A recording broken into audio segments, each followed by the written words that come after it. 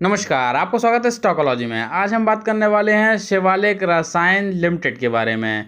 आपको बताना चाहेंगे कंपनी ने अपने शेयर होल्डर्स को डिविडेंड प्रदान किया है 50 पैसे प्रति शेयर का। तो जिनके पास भी शेयर है उनको प्रति शेयर के हिसाब से 50 पैसे का डिविडेंड मिलेगा। जिन्होंने अभी चैनल को सब्सक्राइब नहीं किया सब्सक्राइब कर लें, बेल आइकन पर क्लिक कर दें, वीडियो को लाइक करें, शेयर करें।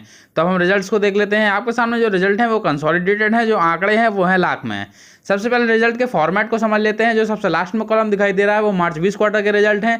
जो सेकंड नंबर पर कॉलम दिखाई दे रहा है वो दिसंबर 20 क्वार्टर के रिजल्ट हैं। और जो आंकड़े आपको सबसे पहले दिखाई दे रहे हैं वो मार्च 21 क्वार्टर के रिजल्ट हैं। तो बात करते हैं टोटल रेवेन्यू की। मार्च 20 क्वार्टर में रेवेन्यू थे 3,887 लाख के, जो कि दिसंबर 20 क्वार्टर में 5,608 लाख के हो गए। और मार्च 21 क्वार्टर में ये रेवेन्यू 4,387 लाख के हो गए। तो यहाँ पर अगर हम मार्च 20 क्वार्टर से मार्च 21 क्वार्टर में यानी कि ईयर ऑन ईयर में रेवेन्यू देखते हैं तो हमें इसमें वृद्धि होती हुई नजर आ रही है। अगर हम बात करते हैं क्वार्टर ऑन क्वार्टर में यानी दिसंबर 20 क्वार्टर से मार्च 21 क्वार्टर के रेवेन्यू की, तो यहाँ पर हमें क्वार्टर ऑन क्वार्टर में कमी होती हुई दिखाई दे रही है।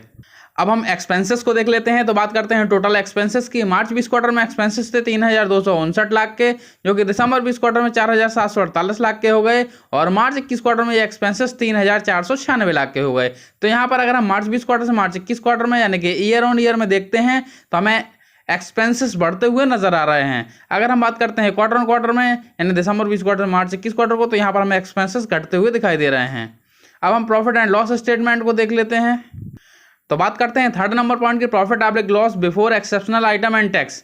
मार्च 20 क्वार्टर में 627 लाख के प्रॉफिट थे, जो कि दिसंबर 20 क्वार्टर में 859 लाख के हो गए। और मार्च 21 क्वार्टर में ये 890 लाख के हो गए। तो यहाँ पर अगर हम मार्च 20 क्वार्टर से मार्च 21 क्वार्टर यानी कि ईयर ऑन ईयर में देखते हैं तो हमें जो प्रॉफिट बिफोर टैक्स है वो बढ़ते हुए नजर आ रहे हैं। अगर हम बात करते हैं क्वार्टर ऑन क्वार्टर की यानी दिसंबर 20 क्वार्टर से मार्च 21 क्वार्टर की, तो यहाँ पे हमें प्रॉफिट बिफोर टैक्स बढ़ते हुए दिखाई दे रहे हैं। अब हम नेट प्रॉफिट आफ्टर लॉस को देख लेते हैं। तो 7th नंबर पॉइंट है net profit after loss for the period. तो मार्च 20 क्वार्टर में 535 लाख के प्रॉफिट थे, जो कि दिसंबर 20 क्वार्टर में 720 लाख के हो गए। और मार्च 21 क्वार्टर में ये प्रॉफिट 850 लाख के हो गए।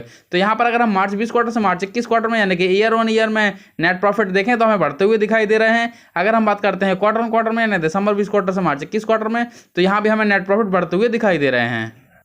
तो यहाँ पर अगर हम ओवरऑल रिजल्ट की बात करते हैं तो हमें ईयर ऑन ईयर में कंपनी की जो नेट प्रॉफिट है उनमें 58% की वृद्धि होते हुए दिखाई दे रही है। ओवरऑल कंपनी का परफॉर्मेंस बेहतर नजर आ रहा है। कंपनी के ईयर ऑन ईयर परफॉर्मेंस हो या क्वार्टर ऑन क्वार्टर दोनों ही अच्छी नजर आ रही है। धन्यवाद।